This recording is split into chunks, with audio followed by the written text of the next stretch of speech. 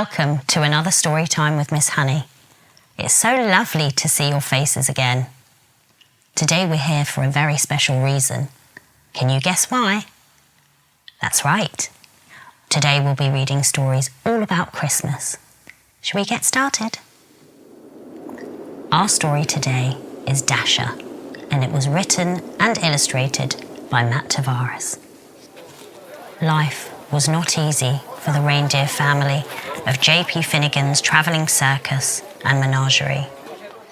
They spent long days crammed together under the hot sun as an endless stream of curious people jostled to catch a glimpse of them. Even at night, there was little rest. Some nights, to pass the time, Mama would tell stories. It was a magical place, she would say.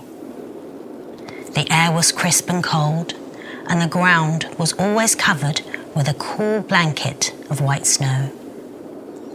Your father and I were free to roam under the glow of the North Star. Dasher, the youngest reindeer, loved Mama's stories. "Is that the North Star, Mama?" she asked. "The very same," Mama said. "We always knew we were home when it was directly overhead." "I wish I could go there," said Dasher. Mama sighed. "I do too," she said. "But Mr. Finnegan is not kind to animals who try to escape."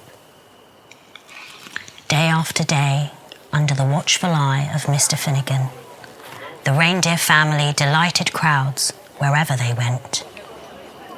Dasher liked being with her family, and she loved meeting so many children who were always kind to her. Sometimes they even fed her carrots, which were her favourite food. But at night, while the others were asleep, she would lie awake, gazing at the bright star on the horizon, wishing for crisp cold air and cold blankets of white snow. One night, mighty winds shook the circus tents and rattled animals' cages.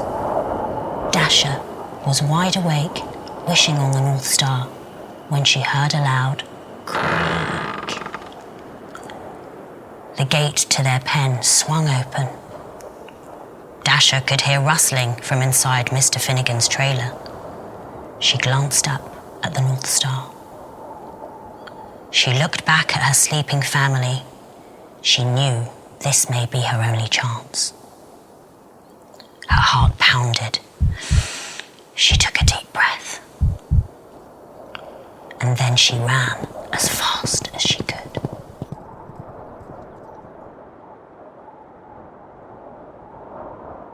She went for hours with the North Star as her guide. But no matter how far she travelled, it was still way off the horizon. Dasher began to wonder if she would ever make it there. She thought about turning back, but she couldn't remember the way. She didn't know what to do. So she looked up at the North Star and she made a wish. Just then, Dasher heard something in the distance, a soft jingling coming from the woods. There, in the clearing, Dasher saw a man and a horse. "I'm sorry, Santa," said the horse. "The sleigh is just so heavy this year." The man smiled. "Now don't you worry, Silverbell. We'll take all the breaks you need." "But the children," said the horse. "They'll be heartbroken if we can't deliver all these toys by Christmas morning." "Children?" thought Dasher. She stepped forward.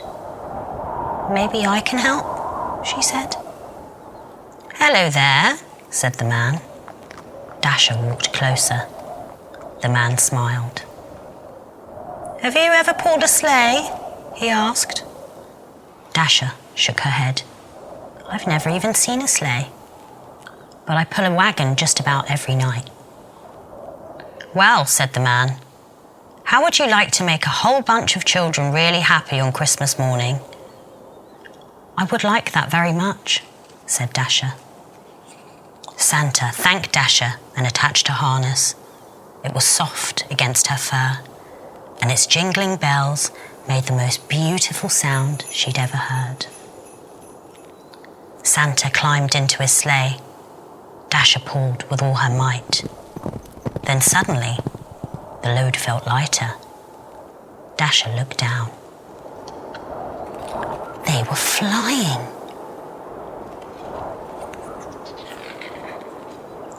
All night, Dasher and Silverbell pulled Santa's sleigh through the air as Santa guided it from rooftop to rooftop, delivering toys to children everywhere.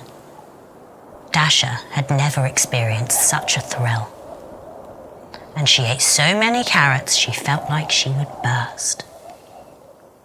She was having so much fun, she forgot all about the North Star. As the first light of dawn appeared on the horizon, they landed. The air was crisp and cold. The ground was covered with a cool blanket of white snow. Dasher searched for the North Star on the horizon, but she couldn't find it anywhere. Santa smiled. "Dasher," he said, "look up." And there it was, directly overhead. "Is that the North Star?" she asked.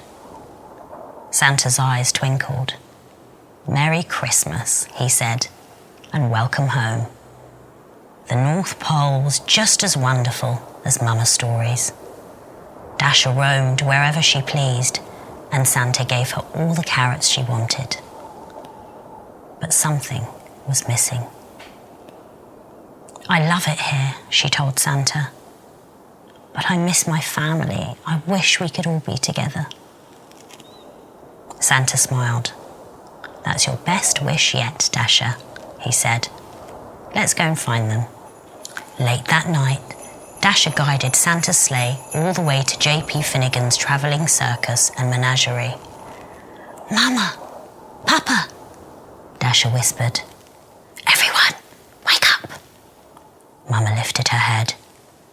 "Dasher," she said, "is it really you?" "It's me, Mama," said Dasher. She told her family all about Santa and Silverbell and how the North Pole was just as amazing as Mama's stories. "But I missed you," she said. "You were all I wished for." Dasher led her family to Santa's sleigh, and Santa attached their harness. "You're not going to believe this part," she said. When Christmas Eve arrived, Silverbell watched as Santa prepared his team. "Are you sure you don't want to come?" asked Dasher. "I'm sure," said Silverbell. "I know the 8 of you will do a fine job." Late that night, as Santa and his new team of reindeer soared around the world, he called them by name for the very first time. "Now Dasher, now Dancer, now Prancer and Vixen, on Comet, on Cupid, on Donner and Blitzen." On Christmas morning, after all the toys had been delivered, they flew back to the North Pole, where they still live happily today. There, the air is crisp and cold. The ground is always covered with a cool blanket of crisp white snow. And Dasher has everything she ever wished for. Dasher, a brave little doe who changed Christmas forever, all because she followed the wish in her heart. Now you remember that at Christmas time and all the time, you be kind to yourselves and each other. Goodbye.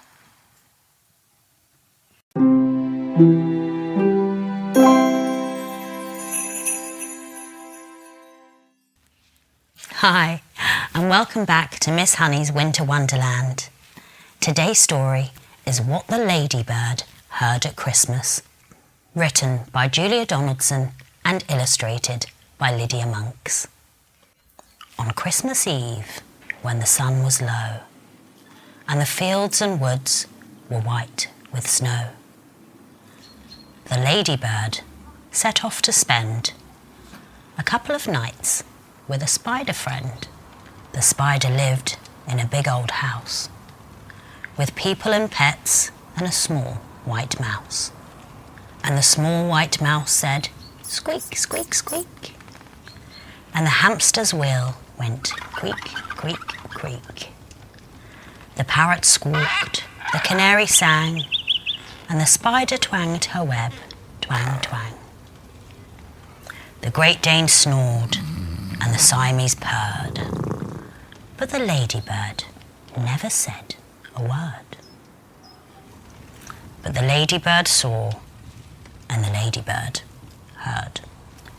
She saw two men with a big black van, a ladder, a sack, and a cunning plan. The Ladybird already knew they were Lanky Len and Hefty Hugh, and she heard Hugh whisper, "Listen, Len, we'll wait until it's night, and then, when Santa Claus has been and gone, we'll put our fancy costumes on.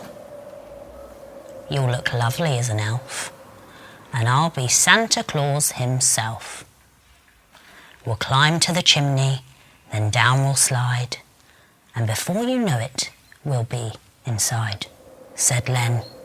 "They say that house is haunted, but we're both brave, we won't be daunted.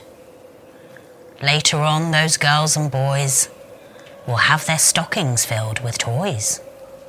We'll take those stockings off their beds. They won't wake up the sleepy heads. And even if they do awake, they'll think we've come to give, not take." The two thieves chuckled, "Ha ha ha! What clever, crafty chaps we are." Then the little spotty Ladybird, who hardly ever spoke a word, told the others what she'd heard. And the mouse said squeak, and the wheel went creak, and both the birds gave a piercing shriek.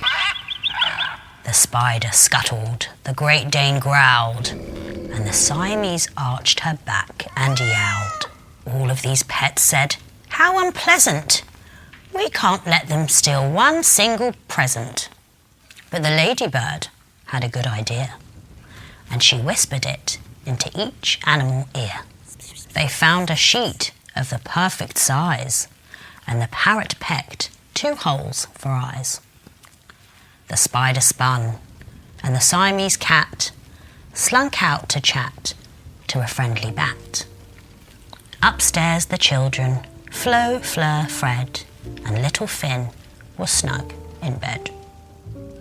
Then Santa came with treats and toys for all 4 lucky girls and boys.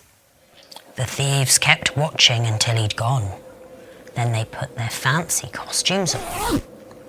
They climbed to the chimney and down they slid. "They're here," hissed the cat, and the pets all hid. The small white mouse was ready. Hop! She leapt and she crept inside Len's top. And Lanky Len began to whine, "There's fingers crawling up my spine." The hamster's wheel creaked round and round, and Hugh said, "Oh, that's an eerie sound." The spider wound her silky threads all around the robbers' heads. And Len said, "This is awful, rummy. I'm scared," cried Hugh. "I want my mummy."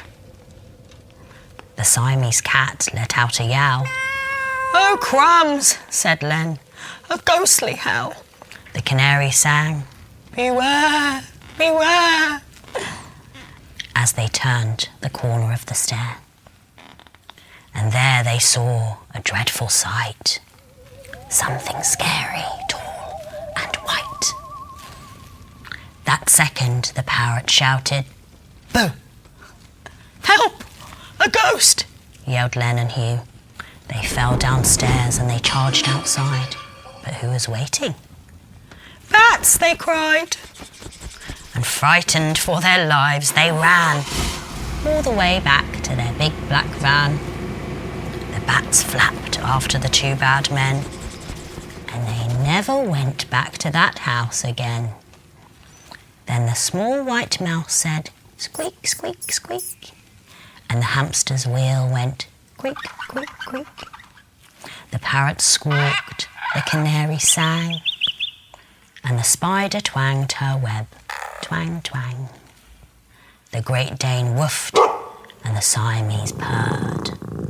But the ladybird never said a word. Ooh, that cunning little ladybird teaches us all about the importance of friendship and helping others. You remember that at Christmas time and all the time, you be kind to yourselves and each other. Bye-bye.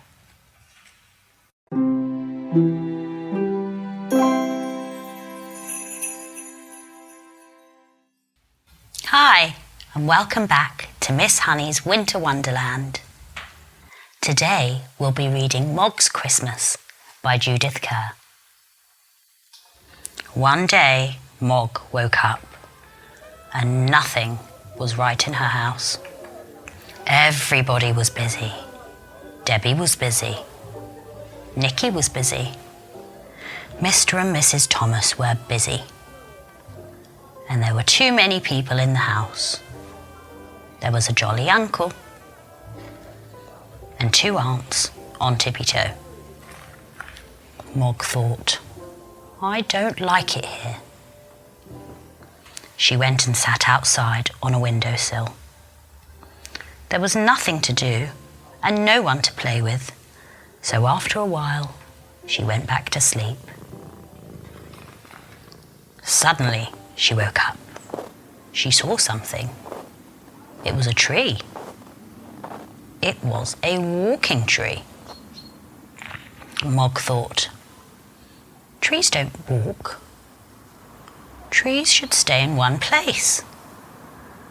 Once trees start walking about, anything might happen.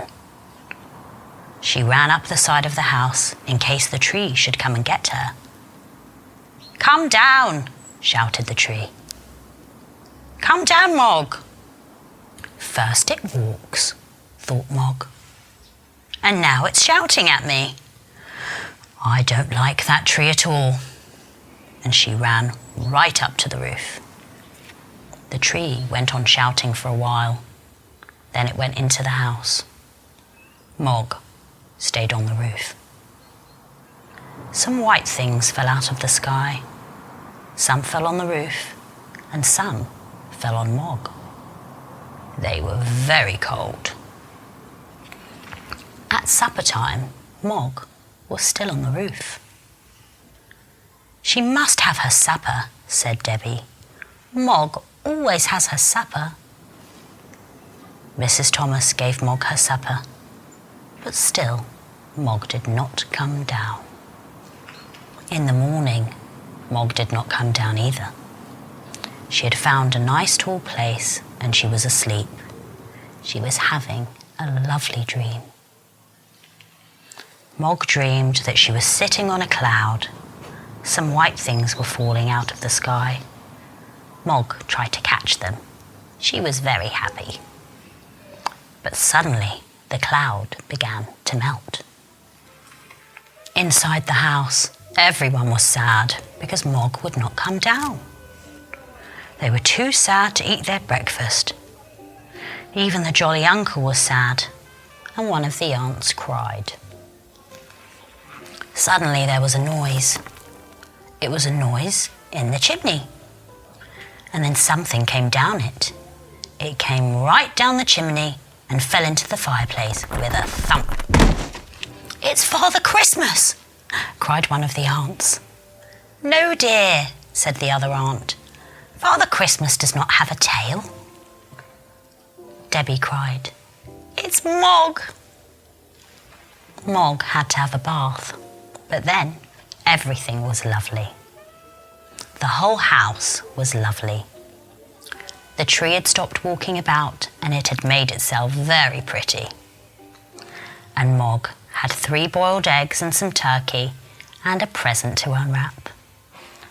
"Happy Christmas, Mog," said Debbie. Yes, things can seem very busy and sometimes very daunting around Christmas time. But I think Mog teaches us the importance to slow down and to be present. Until the next time I see you, at Christmas time and all the time, remember to be kind to yourselves and to each other. Bye-bye.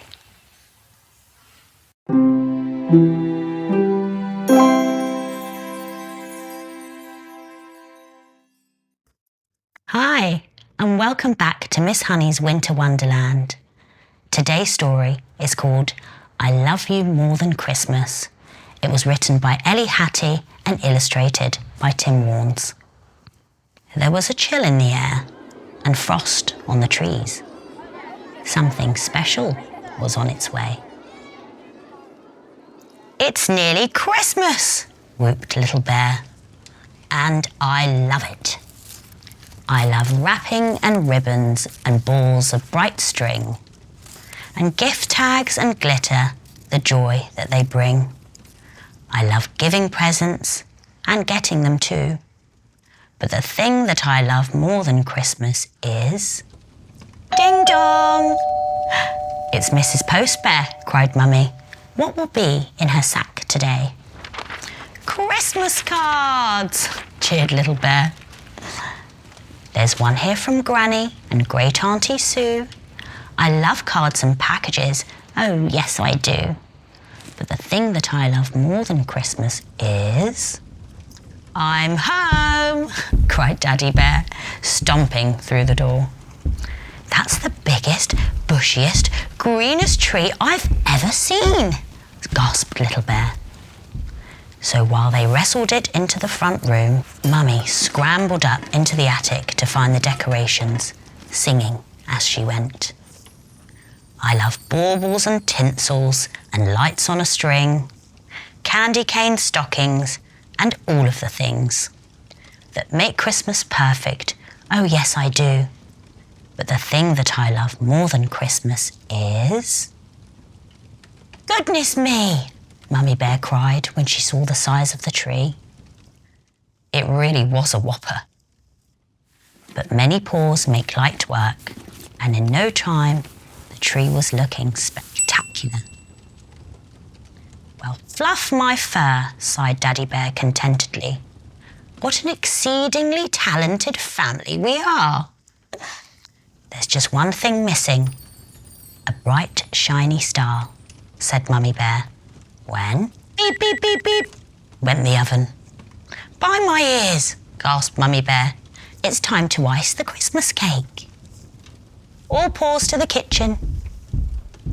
In a flurry of sprinkles and icing sugar, Daddy Bear exclaimed, I love Christmas pudding and mince pies and sherry. They fill up my tummy and make me feel merry. I love Christmas goodies, yes, really it's true. But the thing that I love more than Christmas is... The carol singers are here, giggled Little Bear, flinging the door wide open to let the sweet music bounce down the hall. We love singing carols, they make us feel jolly. We love bright red berries and pine cones and holly. We bring festive spirit to all that we do. But the thing that we love more than Christmas is... Cookies and hot chocolate, anybody? Mummy Bear called, rushing out from the kitchen. Yes, please, cheered the carol singers, and they skipped merrily inside. Well, the bears and their visitors had such a ball, but suddenly somebody called from the hall. Isn't it dark and it's starting to snow, so I think it's time that we all ought to go. Daddy Bear had just shut the door when, bong, the clock struck bedtime.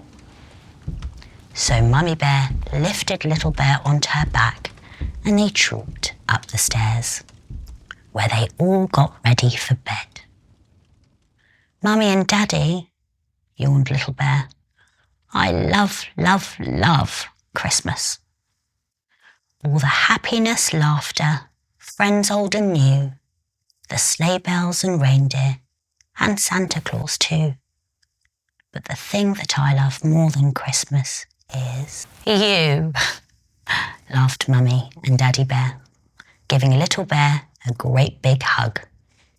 Because, as everybody knows, the gift of Christmas is only as wonderful as the love that it's wrapped in. Merry Christmas, everybody. So even more than the tree and the gifts and the pudding, what would Christmas be without love and family? Until the next time I see you, at Christmas time and all the time, please be kind to yourselves and each other. Bye-bye.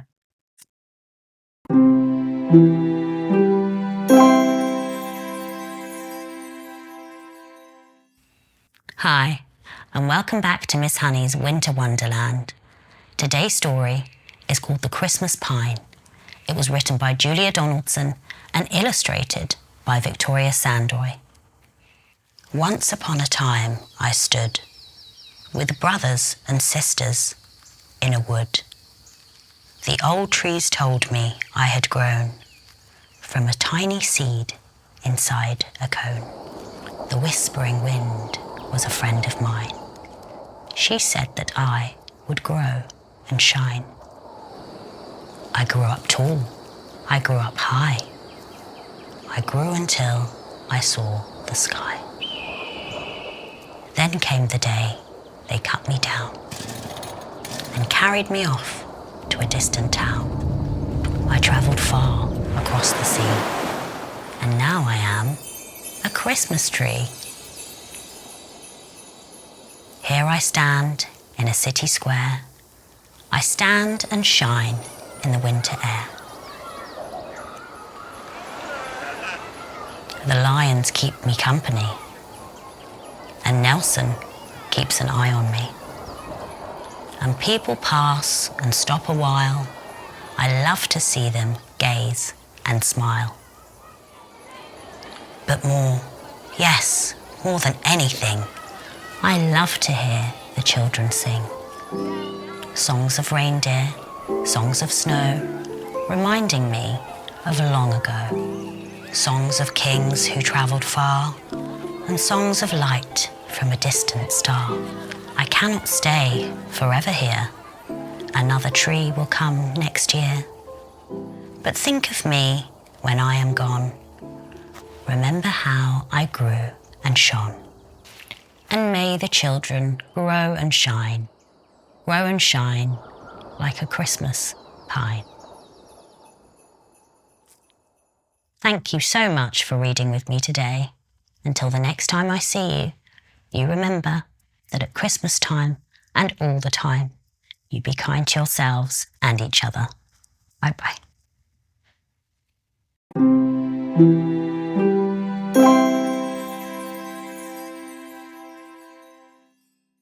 Hi, and welcome back to Miss Honey's Winter Wonderland. Today's story is called The Christmas Eve Tree.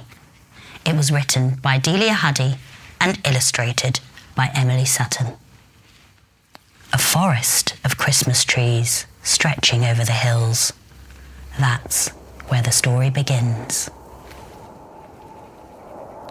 There, the little fir tree was planted, but planted carelessly, so that when the wind blew strong, it fell sideways onto its neighbour and had no chance to grow.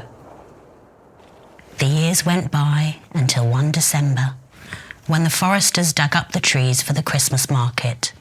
The little fir tree, stunted and still tangled with its neighbour, was loaded onto a trailer and driven down the motorway to the city.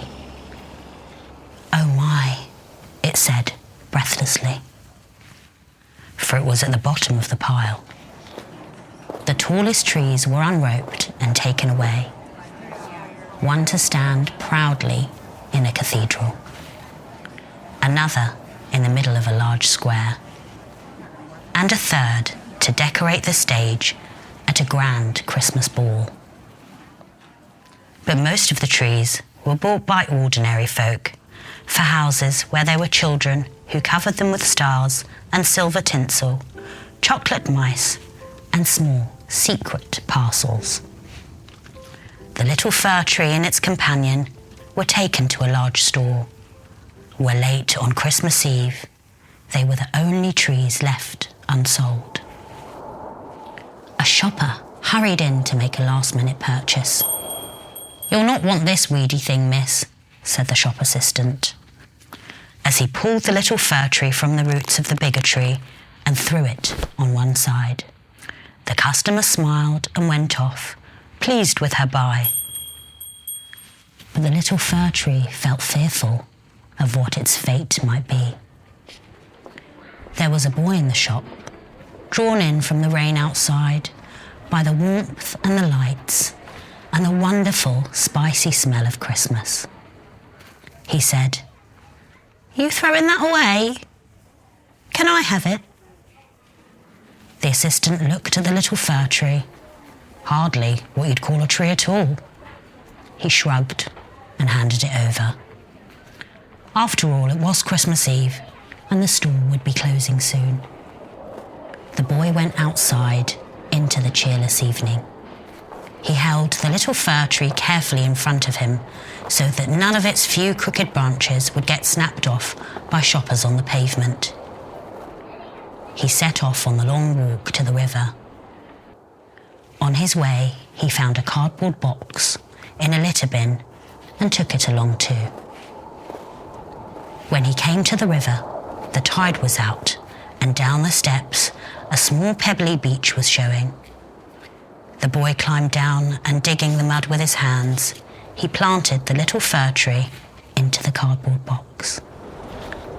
Near the steps, under the arches of the railway bridge, the boy had another cardboard box, big enough to sleep in. He put the fir tree on the pavement in front of him. "What a poor thing I am," thought the little fir tree. But the boy seemed pleased, so the little fir tree felt more cheerful. "I belong to someone now," it said to itself, and it began to feel like Christmas. A passerby dropped a coin onto the little boy's lap. It was enough to buy him supper, but instead, he crossed over to the newsagent and bought some candles and a box of matches. He fixed the candles to the branches of the little fir tree. Now, other people were returning to claim their cardboard boxes for the night. They gathered round the boy and the little fir tree. An old busker with an accordion sat down, and soon the notes of a Christmas song blended with the heavy rumble of the trains overhead. Everyone started to sing. More people gathered. Home-going travellers, theatre-goers, sightseers. A policeman tried to move them on, but they stood where they were, the singing people, and the traffic was brought to a halt. The candles burned steadily, and the old man played, and still the people sang. The little fir tree felt it would burst with happiness. For it was obvious the boy had forgotten that tonight he would be sleeping in a cardboard box under the railway arch, and that tomorrow he would eat not turkey, but soup from a soup kitchen if he was lucky. The magic of Christmas was everywhere. A few days later, the boy moved on. "You're more dead than alive," he said sadly to the little fir tree as he went. And the tree, feeling dry and brittle, had to agree. But while other Christmas trees were piled onto January bonfires, the little fir tree was put into a road sweeper's barrow. "There's a green shoot here," said the road sweeper, looking at the tree's roots, and slyly he planted it in the corner of the park gardens. There he will find it, not so little now, for against all odds it grew, if not big and tall, at least cheerfully stout. Now it stretches out its branches for sparrows, pigeons, babies in prams, lovers and office workers. Mice nibble its roots. And as the winter days shorten, the fir tree dreams of its poor beginnings in the hills, of that magical Christmas Eve, and of sunny days in the park. Who would have thought, it says to itself, as it looks forward to another spring. So you see, some Christmases look very different to others. Some of us are born lucky, and some not so much. But when shown a little care and some love, there is always hope for a fresh start. So please remember, at Christmas time and all the time, to be kind to yourselves and each other. Goodbye.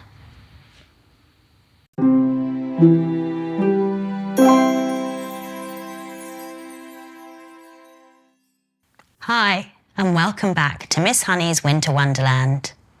Our book today is called Stickman, and it was written by Julia Donaldson and illustrated by Axel Scheffler.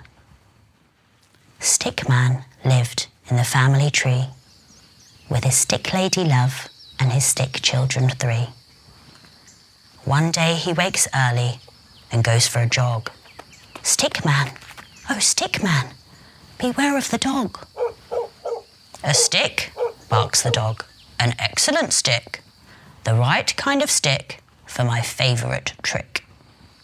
I'll fetch it and drop it and fetch it, and then I'll drop it and fetch it and drop it again.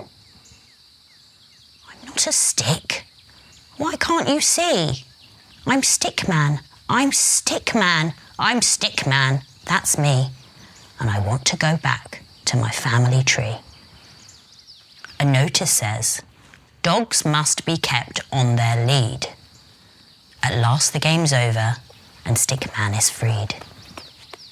He sets off for home with a hop and a twirl.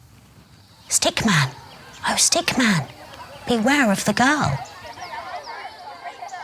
A stick, cries the girl with a smile on her face. The right kind of poo stick for winning the race. Has everyone got one? Get ready to throw. It's 1, 2, 3, into the river they go. I'm not a poo stick. Why can't they see? I'm Stickman. I'm Stickman. I'm Stickman, that's me. And I'm heading away from the family tree. Stickman is floating. He floats on and on. Stickman, oh Stickman, beware of the swan.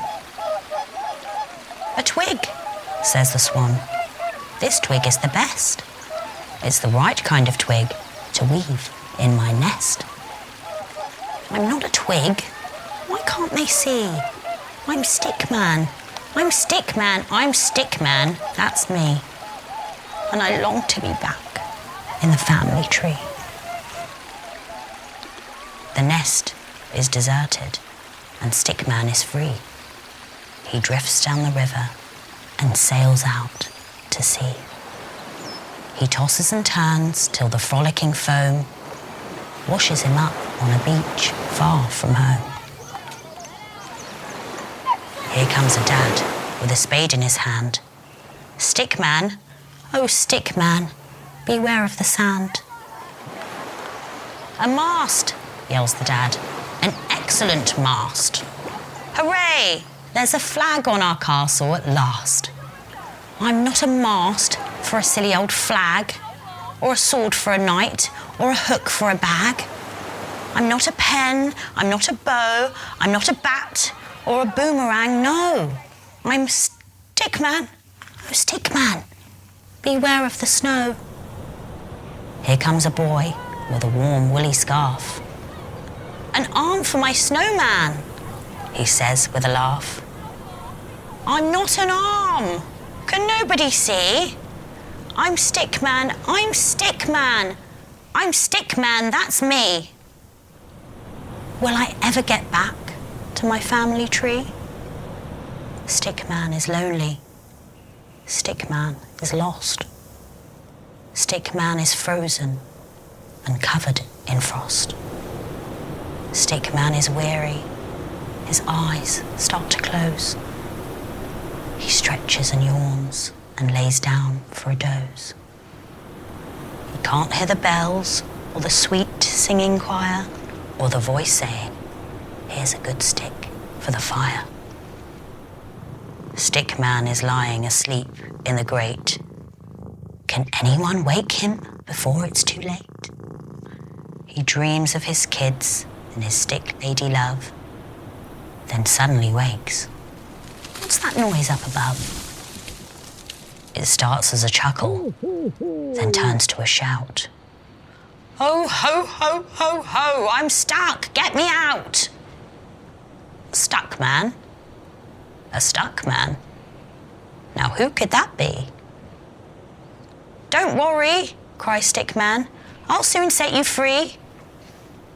A scratch and a scrape and a flurry of soot, a wiggle, a jiggle, and out pokes a foot. A shove and a nudge, a hop and a jump, and Santa falls into the room with a thump. "Stickman, oh Stickman, you excellent friend. Thanks a million, thanks without end." Then Stickman helps Santa deliver the toys to fast asleep girls and fast asleep boys. Faster and faster they fly through the snow, till Santa says, "Only one chimney to go." Stick lady's lonely, the children are sad. It won't feel like Christmas without their stick dad. They toss and they turn in the family bed. What is that clattering sound overhead? Someone is tumbling into their house. Is it a bird or a bat or a mouse? Or could it, yes, could it possibly be? I'm Stickman, I'm Stickman, I'm Stickman. That's me. And I'm sticking right here in the family tree. I think it's wonderful that even when things seemed desperate, Stickman persevered and never lost hope. Until the next time I see you, at Christmas time and all the time, be kind to yourselves and each other. Bye-bye.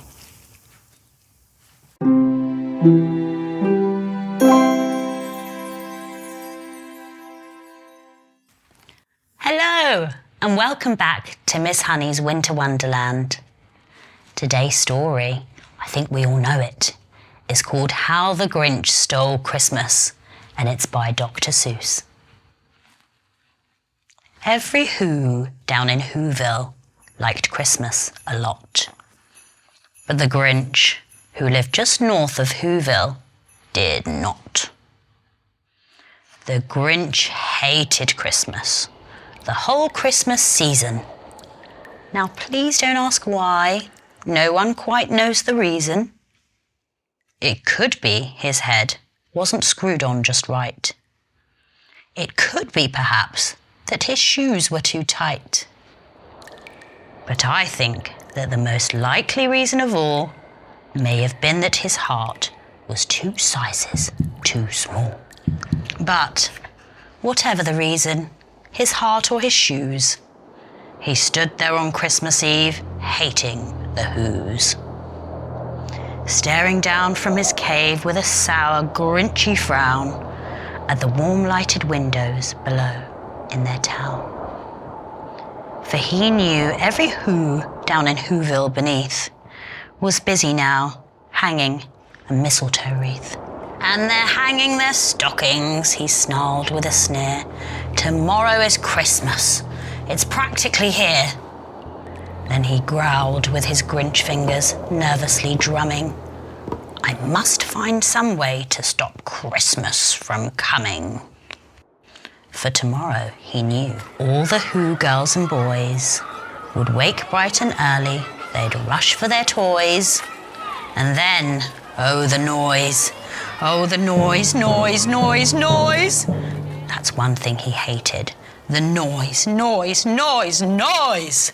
Then the Whos, young and old, would sit down to feast. And they'd feast, and they'd feast, and they'd feast, feast, feast, feast. They would feast on Who pudding and rare Who roast beast, which was something the Grinch couldn't stand in the least. And then they'd do something he liked least of all. Every Who down in Whoville, the tall and the small, would stand close together with Christmas bells ringing. They'd stand hand in hand and the Whos would start singing. They'd sing and they'd sing and they'd sing, sing, sing, sing. And the more the Grinch thought of this Who Christmas sing, the more the Grinch thought, I must stop this whole thing. Why, for 53 years I've put up with this now. I must stop this Christmas from coming. But how? Then he got an idea. An awful idea. The Grinch got a wonderfully awful idea. I know just what to do. The Grinch laughed in his throat, and he made a quick Santa Claus hat and a coat, and he chuckled and clucked. What a great Grinchy trick! With this coat and this hat, I look just like Saint Nick. All I need is a reindeer. The Grinch looked around. But since reindeer are scarce, there was none to be found. Did that stop the old Grinch? No. The Grinch simply said, if I can't find a reindeer, I'll make one instead. So he caught his dog Max, then he took some red thread, and he tied a big horn on the top of his head. Then he loaded some bags and some old empty sacks on a ramshackle sleigh, and he hitched up old Max. Then the Grinch said, get up! And the sleigh started down toward the homes where the Whos lay a snooze in their town. All the windows were dark. Quiet filled the air. All the Whos were all dreaming sweet dreams without care. When he came to the first little house on the square. This is number 1, the old Grinchy Claus hissed, and he climbed to the roof, empty bags in his fist. Then he slid down the chimney, a rather tight pinch. But if Santa could do it, then so could the Grinch. He got stuck only once, for a moment or two. Then he stuck his head out of the fireplace flue, where the little Who stockings all hung in a row. These stockings, he grinned, are the first things to go.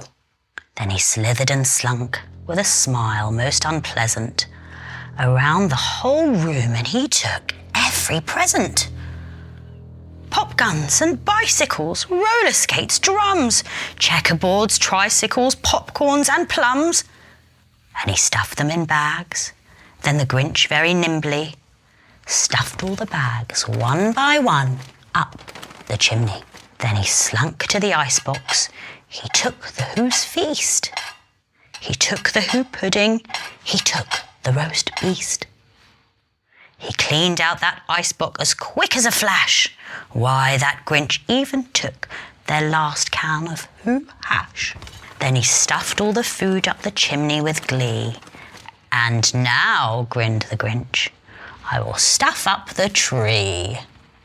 And the Grinch grabbed the tree and he started to shove, when he heard a small sound like the coo of a dove. He turned around fast and he saw a small Who. Little Cindy Lou who was not more than 2. The Grinch had been caught by this tiny Who daughter, who'd got out of bed for a cup of cold water. She stared at the Grinch and said, Santa Claus, why? Why are you taking our Christmas tree? Why? But you know that old Grinch was so smart and so slick. He thought up a lie, and he thought it up quick. Why, my sweet little tot, The fake Santa Claus lied. "There's a light on this tree that won't light on one side. So I'm taking it home to my workshop, my dear. I'll fix it up there, then I'll bring it back here." And his fib fooled the child. Then he patted her head, and he got her a drink, and he sent her to bed. And when Cindy Lou Who went to bed with her cup, he went to the chimney and stuffed the tree up. Then the last thing he took was the log for their fire.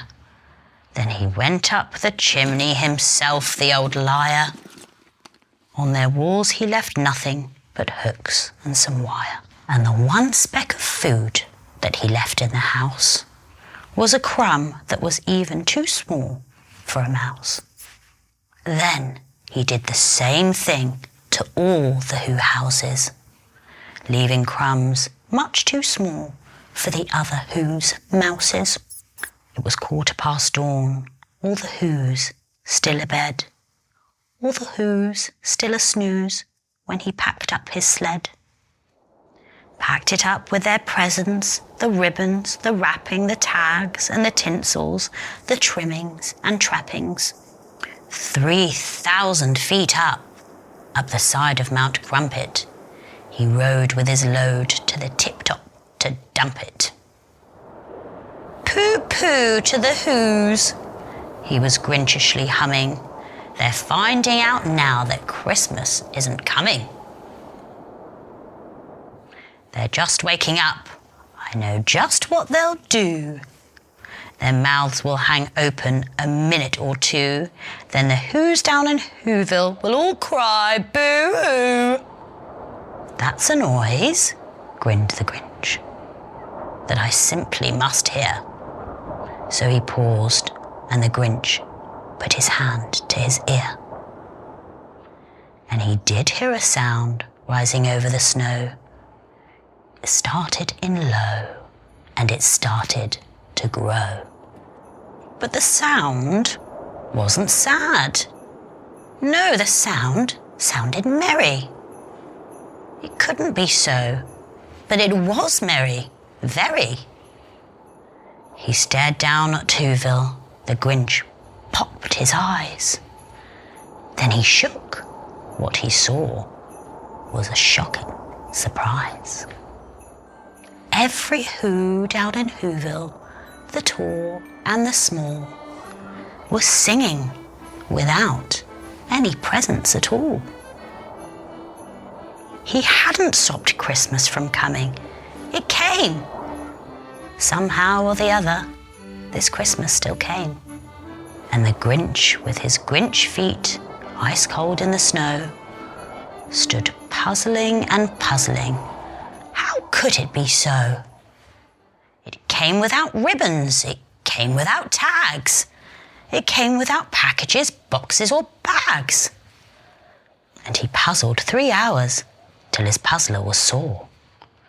Then the Grinch thought of something that he hadn't before. Maybe Christmas, he thought, doesn't come from a store. Maybe Christmas, perhaps, means a little bit more. And what happened then?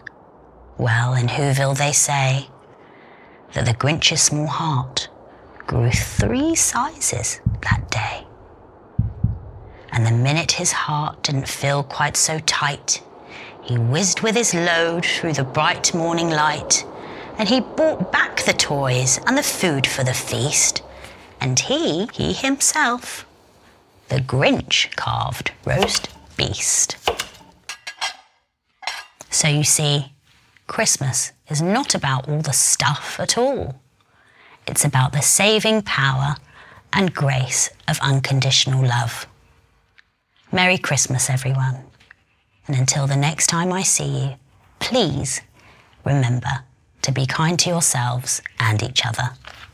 Bye-bye. If you enjoy Reading with Miss Honey, you can like and subscribe and follow us on these platforms. And if you'd like to purchase any of the books in this series, you can find them all at the link below.